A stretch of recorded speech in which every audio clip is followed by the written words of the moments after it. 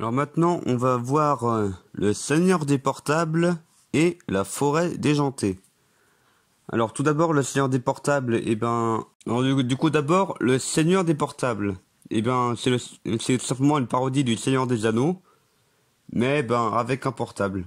Et du coup pour cette vidéo-là, j'ai fait un grand changement pour le générique en mettant en mettant un extrait de la musique Rasputin de Boney M. Ouais, ouais, Rasputin.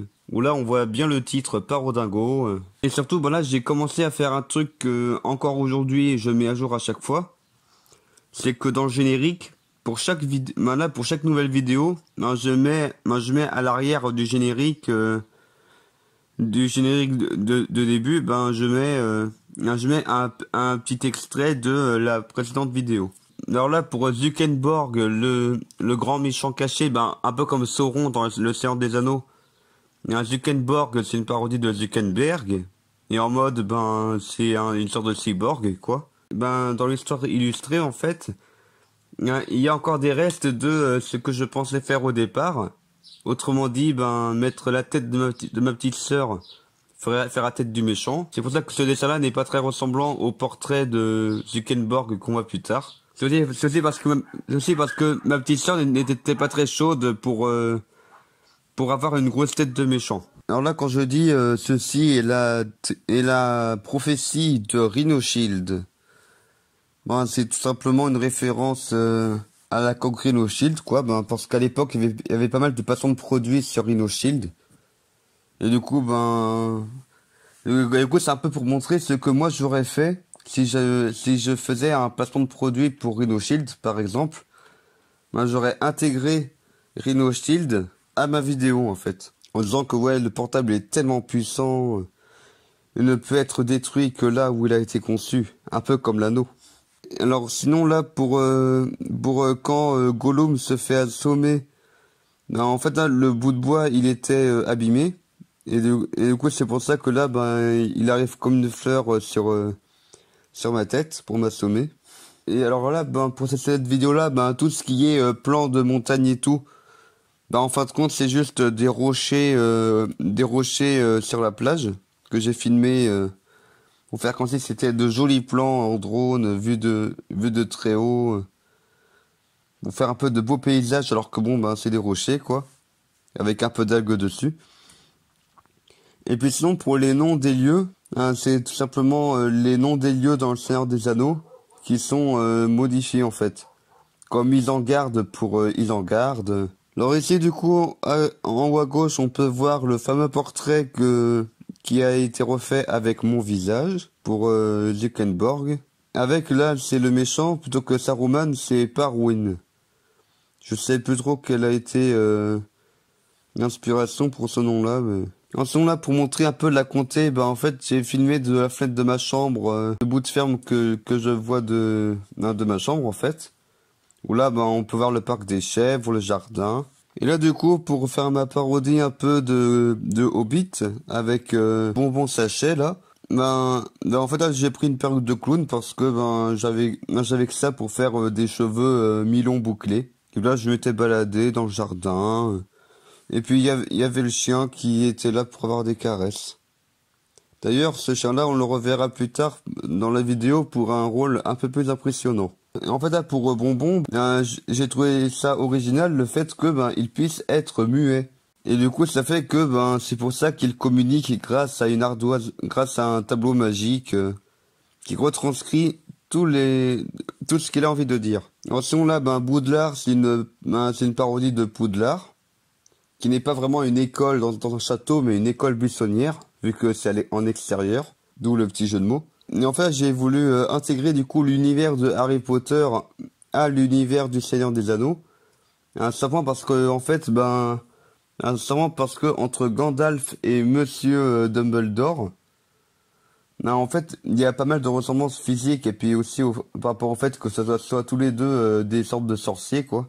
Et du coup, c'est pour ça que le personnage il s'appelle Garalf Dobidor. Donc Garalf comme Gandalf et Dobidor comme Dumbledore, mais plus simple à dire.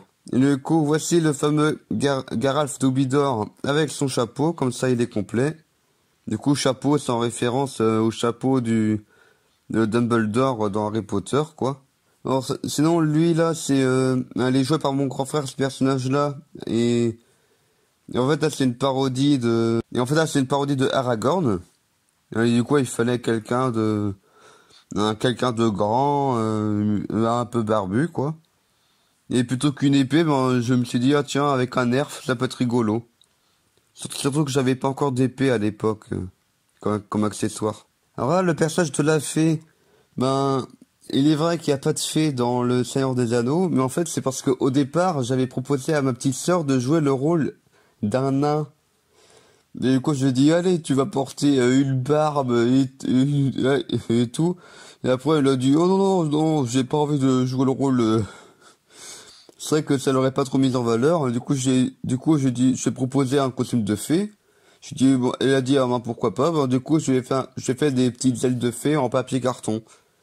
Je les ai encore dans le grenier, ces ailes de fée. Alors sinon, il y a aussi Laculas, la parodie de Legolas, bien sûr. Ou en fait, là, c'est Laculas avec L-A-K-U et Las. Simplement pour donner un petit indice sur le fait que sa véritable identité, c'est Emmanuel Loki. Donc il y a un L et un K aussi, en première et troisième lettre. Sinon, le mont de Canardas, moi je me souviens plus trop du nom du mont de base dans le Seigneur des Anneaux. Et puis en fait, ben, sur ce point-là, quand je dis ah là là, on marche depuis tellement longtemps que j'en ai la moustache qui pousse. Moi, c'est tout simplement parce que je m'étais pas rasé la moustache à ce moment-là. Du coup, j'ai voulu en faire une sorte de blague. Alors là, pour la Mora, c'est la Moria, évidemment. Donc là, le fameux lieu où il y a, où il y a Balrog, là, et le fameux vous ne passerez pas. Et du coup, j'ai juste filmé, j'ai juste pris en photo et filmé l'extérieur, et mis un petit effet sur le Movie Maker pour que ça soit d'une couleur étrange. Un peu comme ici, là. En fait, là, c'est en vidéo, ce que j'ai mis en scène post-générique. Où là, c'était, le chien qu'on avait à l'époque, il jouait dans le jardin. Et puis là, j'ai mis au ralenti et tout, et ça donne un peu un effet monstrueux. Pour aider mon Balrog. Alors là, pour faire le sol qui s'ouvre, en fait, là, j'ai juste découpé en deux une feuille de papier cartonné, et puis j'ai écarté, j'ai rapproché, et puis j'ai ajouté un bruit de tremblement de terre. Alors sinon, les montagnes du Ronan, c'est en référence aux montagnes du Rohan. Et là, quand mon grand frère dit, oh, vous êtes triste, vous n'avez qu'à faire le tour, comme moi. En fait, c'est juste parce que je lui avais demandé de faire une sorte de voix de nain, quoi. Parce que je trouvais ça marrant. Et du coup, il y a eu des ratés à la fin, vu que c'était marrant à filmer. Et ce point-là, s'il paraît bizarre, c'est tout simplement parce que il commençait à flotter dehors, et j'ai préféré me filmer sur fond vert. Vu que là, j'avais une perruque, j'étais en robe de chambre, je voulais pas trop mouiller tout ça. Alors, Minas Tirith, c'est Minas Tirith, évidemment. Et là, pour les vaches, là, c'est en référence à l'armée de Cow. Et en fait, cow en anglais c'est vache, mais en fait, si on écrit cow, K-O, ça fait un peu un kilo-octet, quoi. Et en fait, là, c'est en référence avec le portable unique, les kilo-octets.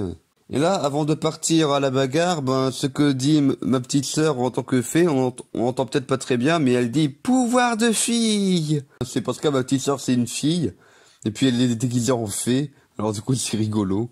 Alors le Gondor, bien sûr, c'est le même nom que dans le Seigneur des Anneaux. Et puis là, pour faire genre, là vu que le portable est détruit, alors du coup le château se détruit aussi. Du coup j'ai balancé une grosse pierre sur le château de sable. Et puis la fin, je savais pas trop comment finir, alors je les ai fait danser, les personnages, les survivants. Du coup là, il y a le personnage joué par mon grand frère qui n'est pas là. Du coup, on peut supposer qu'il a été tué par le Avada Kedavra de Henry Potter, quoi. Parodie de Harry Potter. Alors maintenant, la forêt déjantée. Pour cette vidéo-là, j'ai illustré et écrit une histoire pour enfants, en fait. Là, qui s'appelle La forêt déjantée.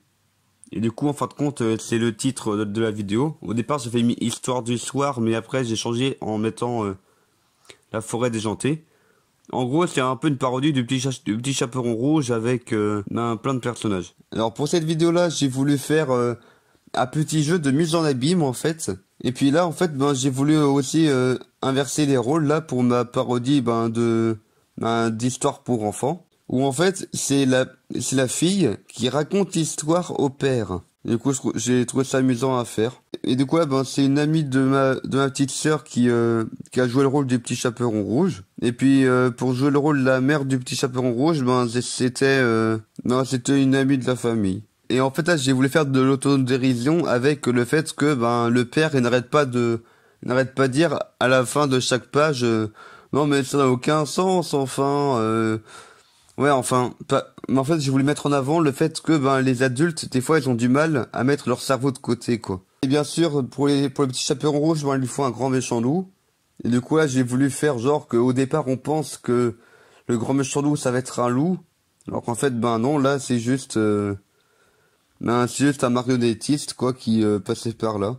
J'ai aussi fait un viking, où là, ben, c'est barbe et cheveux longs, avec un casque de viking habillé en noir. Et là, j'ai voulu faire un énorme jeu de mots pour ce personnage-là, vu que c'est le cousin du petit chaperon rouge. Il pète, et puis il a une queue de pan. Du coup, c'est le cousin Peter, donc le cousin Peter, c'est le cousin Peter Pan, comme Peter Pan.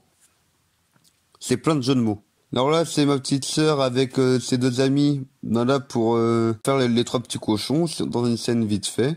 Et là, c'est la suite de la chute de Garaf d'Obidor dans le Seigneur des Portables. Parce qu'on l'a vu tomber et on n'a pas vu l'atterrissage. Et du coup, c'est pour dire que, bon, ben, en tombant, ben, il est arrivé dans un monde imaginaire. Je trouve ça marrant à imaginer. Et là, j'ai aussi voulu faire réintervenir OK Google. Vu que là, j'ai voulu ben, rentabiliser un peu ce personnage-là, vu que, bon, ben, j'ai fait la marionnette quand même. Et là, ce personnage-là qui a une drôle de tronche, bah en fait, en fait, là, j'ai voulu en faire le vrai méchant de l'histoire, qui n'est pas un grand méchant loup, mais qui s'appelle Loup Grand Méchant. Et du coup, bah, si on met son nom de famille en premier, ça fait Grand Méchant Loup. Et là, j'ai été chercher sur Google Images des poules qui ont des dents, pour faire la blague de ouais, quand les poules auront des dents, et hop là, il y en a quoi. Et là, j'ai voulu faire un arbre qui parle pour faire un peu comme l'arbre Mojo dans l'univers de Link, là, dans Zelda. Où là, ben, je m'étais juste filmé, puis là, ben, j'ai découpé le contour de mon visage, quoi. Et là, une énorme mise en abîme, vu que dans l'histoire de la forêt déjantée, il y a la grand-mère qui lit l'histoire de la forêt déjantée, qui est d'ailleurs à la page où la scène se passe, en fait. Parce que lorsqu'on voit le visage de la grand-mère, qui est une vieille bique, littéralement, vu que là, du coup, ben, j'ai utilisé pour la première fois le masque de chèvre. Faire la blague ah là là, c'est la vieille bique qui te sert de grand-mère. Ben oui, ben, vraiment une chèvre, quoi. Elle a des sabots. Et pour les sabots, c'est juste des chaussettes que ma petite sœur a mises. Et en fait, là, ce qui est amusant, c'est qu'en fait, voilà, pour la scène où le grand méchant loup, il attaque la grand-mère, en fait, il a un fusil et il s'en sert juste pour frapper la grand-mère. Mais en fait, là, j'ai galéré à mettre le haut rose que portait ma petite sœur. Alors du coup, là, on voit juste sur les bras, quoi. Vu que moi, je suis plus grand qu'elle, forcément.